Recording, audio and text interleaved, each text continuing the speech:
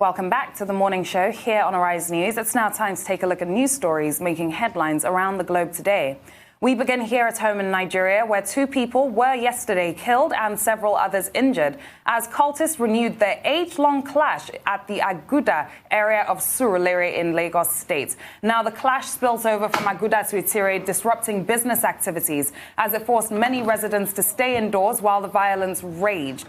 Armed with dangerous weapons like broken bottles, axes, and damaged parts of vehicles, the cultists stormed the streets and engaged themselves in a free-for-all fight. While the residents took flight, the cultists had a yield day as they vandalized shops and parked vehicles with inhibition. Arise News gathered that the clash was a reprisal of last Sunday night's attacks when gang members of an opposing cult group had stormed the opposition's territory. Operatives of the state's anti-cultism and special anti-robbery units were deployed to the trouble spots yesterday, where they arrested some of the perpetrators of the violence. Now, this is tragic news, Doctor. Tragic news to start with on a Tuesday morning, but this is the reality of what was going on in Surulere yesterday. And according to this report, this is something that has been brewing now for a week or so at the moment. What is your take, although it's not something new in itself as well? Well, I mean, this is not something new.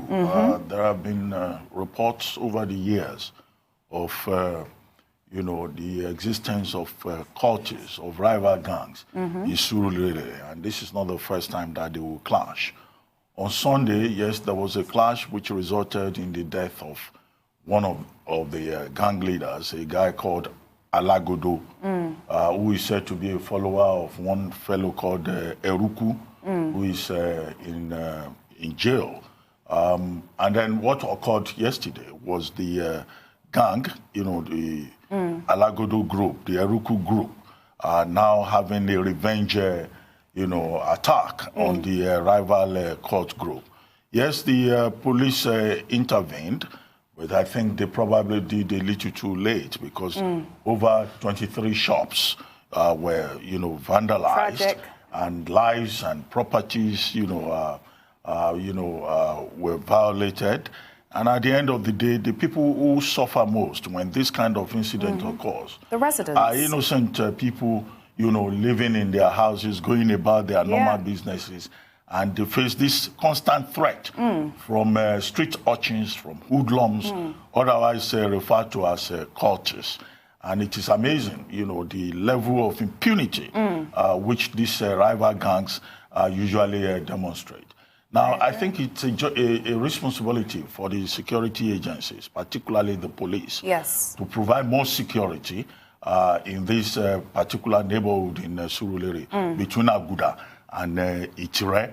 And the police cannot claim that they do not have information about the conduct, about the formation, of these groups, not just in Surulere, but in other parts of Lagos. This is what I was going to say. It's a very bad comment that these people, they operate with impunity.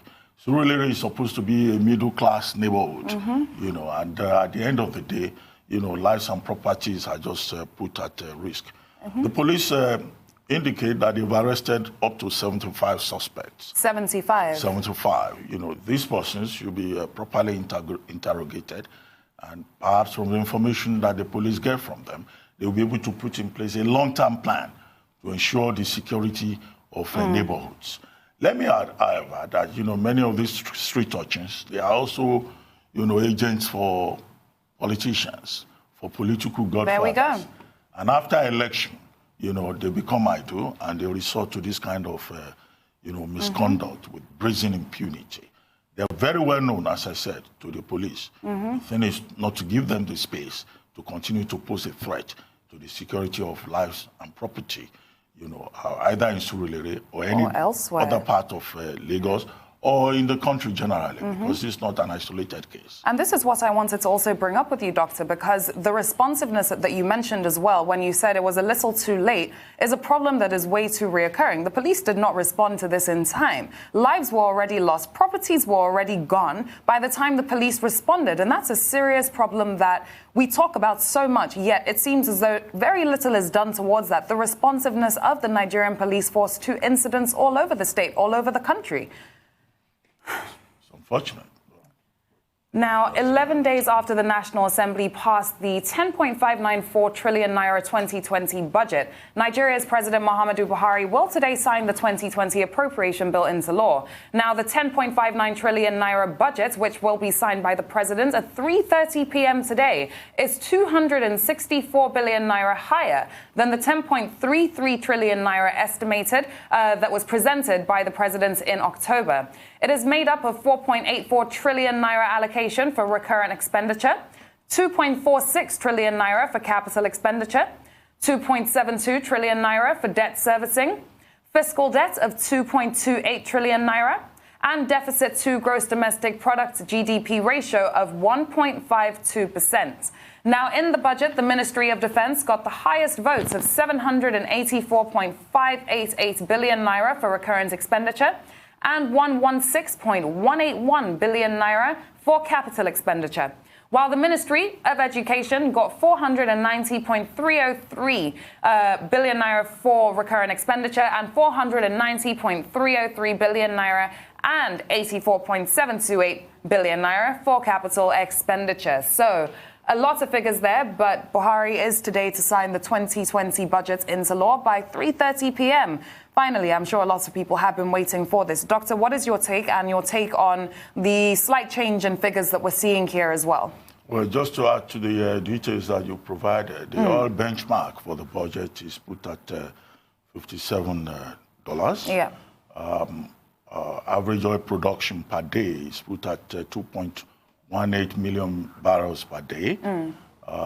Inflation rate is calculated at 10.8%.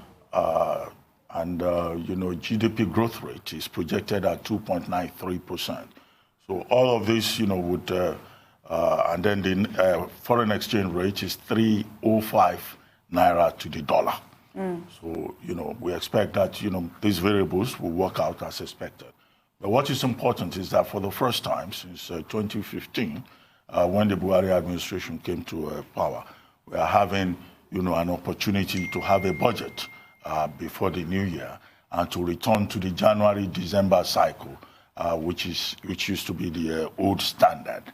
And what we have seen here again is that, yes, despite the adjustment by the National Assembly with about, 284 billion naira, the executive arm of government seems to have no issue with that. And so within 11 days of, the National Assembly at a joint session approving the budget, we're now told that the president is going to sign the budget and effectively it becomes the law. And so by January 1, there is a budget in place.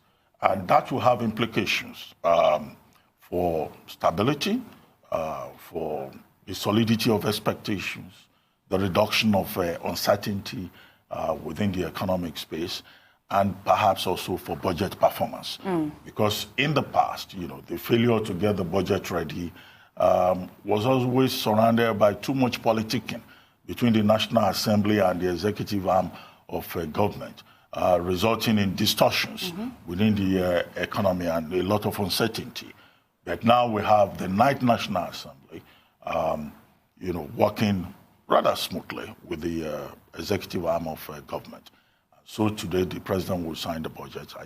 I think I'd like to congratulate both sides, both the executive and the legislature, for seeing this process through with no rancor, as it were. Yeah. The other concern, however, if you flip it, is whether or not, this National Assembly will constitute itself into a rubber stamp assembly. That's the fear out there. That's the perception. That's been a fear as well, The Senate President Ahmad Lawan has said that, so far, this National Assembly, since its inauguration in June, has been able to pass 6 bills, including 2 from the executive. The executive presented through the president in October 2 bills, the appropriation bill, which is going to become law today, and then the finance bill, which accompanied the appropriation bill.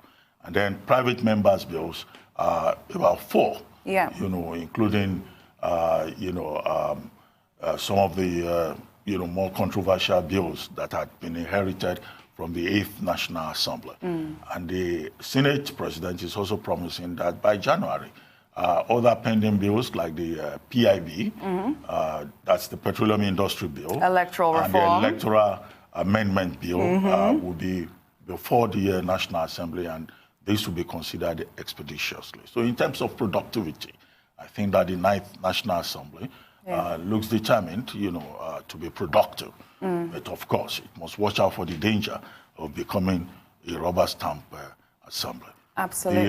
The long-term objective, of course, should be to ensure that the appropriation bill, as it becomes law, is properly and faithfully implemented, for the benefit of Nigerians. Absolutely, Doctor. Now, moving on to our next story, a historic week for America is expected when articles of impeachment against President Donald Trump are set to be voted on by the full House of Representatives. Now, the vote is likely to be held tomorrow when the 2 articles of impeachment are headed to the House floor for a vote. If a simple majority of the House votes to approve either article, Trump will become only the 3rd president to be impeached in U.S. history. Now, the 2 articles are essentially charges that are being filed against President Trump, and they focus on abuse of power and obstruction of Congress as he tried to leverage the withholding of U.S. military aid for Ukraine in exchange for an investigation into the family of his potential political rival, Joseph Biden.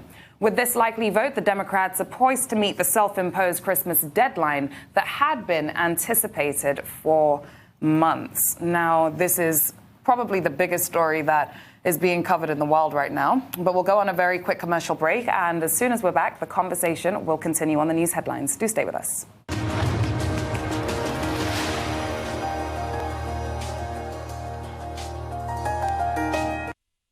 Welcome back to the morning show here on Arise News. We're still taking a look at today's news headlines. And, Doctor, we were speaking about the impeachment story, the biggest story in the world right now with President Donald Trump.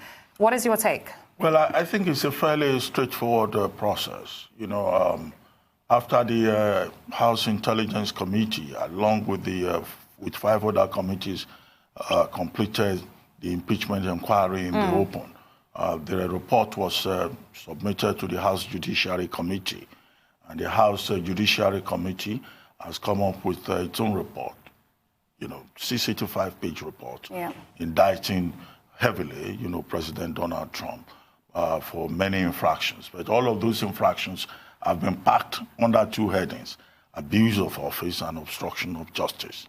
This morning, the House Rules Committee is going to consider that report. But basically, what the House Rules Committee is going to do is to consider the length of debate on the floor when the report will be adopted by the entire House. Most likely tomorrow, Wednesday, the report there will be a vote in the House on the report. And there's every clear indication that the vote is likely to be along partisan lines. And the Democrats, having the majority in the House, are likely to vote for impeachment. That is foreseeable. The Republicans may adopt the stance, as they have, already, of bringing up procedural moves to see how they can stall, the vote on impeachment. But it's very clear what the outcome will be, that, the Democrats will use their majority in the House to vote for impeachment on those 2 issues, abuse of office and obstruction of justice. The White House will continue to insist that this is unconstitutional, that this is presidential harassment, and the White House, the Trump White House has refused to cooperate with the House of Representatives. But after the vote, what follows, because many of the Democrats, including freshmen, in the House, are insisting that they will vote for impeachment, even if it translates into a risk for their political future, because the predominant view in the House is that this is about the rule of law, this is about the Constitution, and this is about democracy, and this is about protecting the integrity of the office of the President of the United States. But when it then goes to the Senate, then a trial would, follow. But again, a trial in the Senate where the Republicans have the majority. At the end of the day, President Trump may not be removed from office. And if that happens, well, will it have effect on the 2020 election process? Will it affect the fortunes of President Trump at the polls? or will the entire process backfire on the Democrats? These are the questions to be considered as the process continues. Very well put, Doctor. And we will take one more story. Aircraft manufacturer Boeing has said that it's going to temporarily stop producing its grounded 737 MAX jet starting in January as it struggles to get approval from regulators to put the plane back in the air. Now, the Chicago-based company said production would halt as it planned with 12,000 employees near Seattle. Boeing said that it doesn't expect any layoffs as a result of the production halt at this time, in quotes. But layoffs could ripple through some of the 900 companies that supply parts for the plane. DePaul University professor Joe Schweiterman, an aviation expert, said that while there's a fix for the aircraft that appears to work, what's not clear is whether airlines are going to be willing to suddenly put the aircraft back in service. Let's take a look. I think halting production is a pretty major downside. That it disrupts the whole supply chain. It puts labor in a terrible spot. It causes a real loss of the economies of scale that this airplane has. You keep that assembly line. Well, Doctor, I certainly would not feel comfortable getting into a 737 anytime in the foreseeable future, would you? Well, I mean, why should I? And I wouldn't blame you. I mean, Boeing started having problems with the 737 MAX after the Lion Air jet crash in October 2018. And within 6 months, by March, there was also the incident involving the Ethiopian airline. Again, it was a 737, crashing with all the 346 persons on board dying, and as a result of that, the airline administrators all over the world decided to ban the further use of the 737 MAX.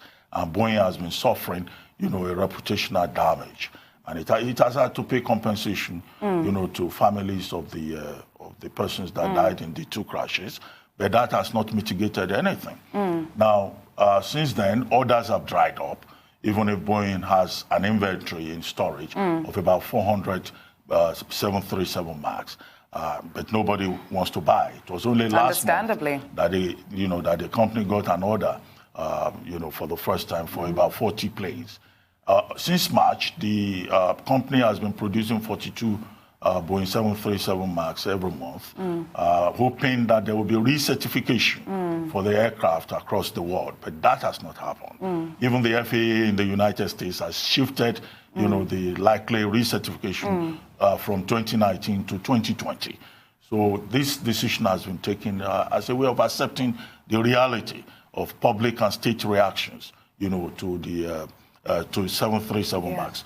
The major problem with it is the angle of ascent, training manual for pilots, but I don't think anybody is convinced yet. No one. The 737 MAX is good enough to be recertified. And it's going to take a lot to put the public back in hope. But Aaron Akerejel joins us now with some talk on sports. Good morning, Aaron. How are you? Or Aaron, rather. How are you doing? Good morning. Good. Doctor. And today, let's actually celebrate one man who is braving the odds. And let's tell you that an 84-year-old Canadian man who had been running marathons for over half a century can now check one off the planet's most challenging races off his list. After a grueling 11 hours, 41 minutes, Roy Jürgen Silversensen became the oldest person ever to cross the finish line in the Antarctic ice marathon. He almost didn't make it. He said, and I quote, "At one point, I thought, I don't think I'm going to do it all the way." Silversensen told reporters from a hotel room in Chile, the Edmonton man spent a year training for Friday's 42-kilometer race and has been running ever since 1964, when he completed a race in Calgary. Well, I mean, this is amazing. It shows devotion, it shows determination, it shows commitment.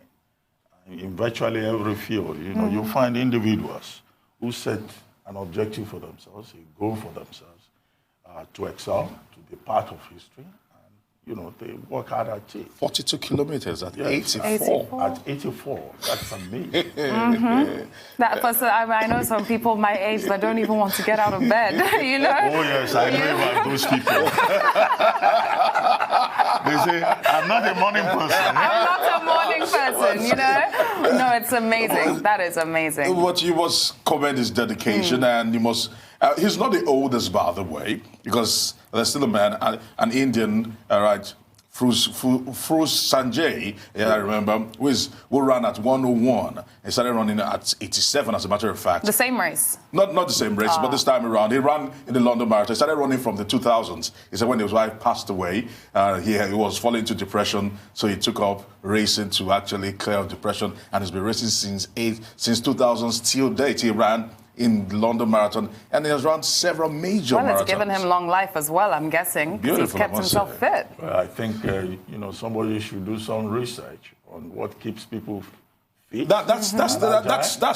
At 80-something, at 90-something, because as Leila said, it's unusual to remain active at that age. So it's inspiring, though. It yes, really it is inspiring.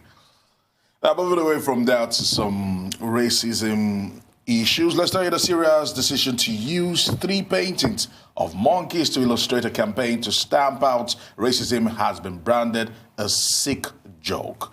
The paintings are intended to spread the values of integration, multiculturalism and brotherhood, and will be on permanent display at the entrance to the Serie A headquarters in Milan. The league said in a statement they were painted by artist Simeone Fugazzotto, who is known for producing works focused almost entirely on apes. The league unveiled the project yesterday, although it was originally commissioned for the Coppa Italia final between Lazio and Atalanta last May.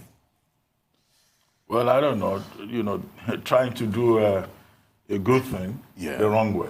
That is the very wrong way. Trying to stamp out racism, which has been a problem.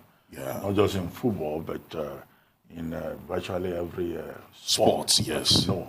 But then using the very image of monkeys. Can you imagine? To convey that message would seem to be slightly distasteful. In fact, if anything, it looks like, in fact, a reminder. No, it is a sick joke, actually. That's of the very thing that we're complaining about. I don't know. What do you think will happen?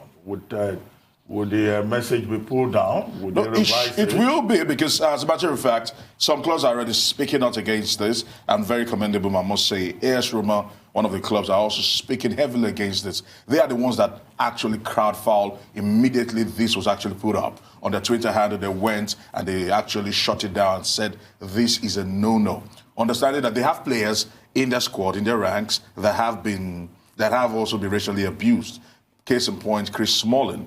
Just when the Black Friday was being held, there was supposed to be a game between AS Roma and Inter Milan, and they had 2 prominent black players there, Romelu Lukaku, the Belgian, and Chris Smalling for AS Roma. And they titled the Serie A on the Twitter, and they titled the game Black Friday Game.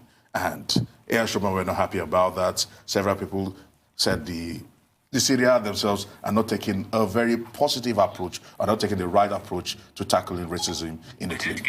No, to be honest, that's actually a very sick joke, because I don't even see how, even as an artist, right, even if you say art is based on perception and art is open for interpretation, then you go and produce a piece that you know is going to be interpreted in a way that has instigated and fueled so much racism in football. I don't see how that makes sense, and I don't see how he can even attempt to defend that personally, or other people can attempt to defend that. I think it is a very sick joke. That is the best description that was given to this apt. But in any case, let us just say that racism in sports is something that would need to be continuously challenged. Yes, absolutely. There should be sanctions for misconduct, particularly on the part of fans, who are the ones most responsible, for either monkey chants or jeers, And that has been a big problem, that the Serie A has taken a lenient approach towards tackling racism. And racism is very rife in the Serie A, because we've seen fans who have actually targeted players, targeted some clubs. Most of the time, Calgary, to be very exact, most of their fans that always do this, at the end of the day, after several investigations, they always leave. They always go with a slap on the wrist, or they always settle. Thank you very much, Aaron, thanks. We'll see you tomorrow. Look forward to seeing you again tomorrow. All right. Okay.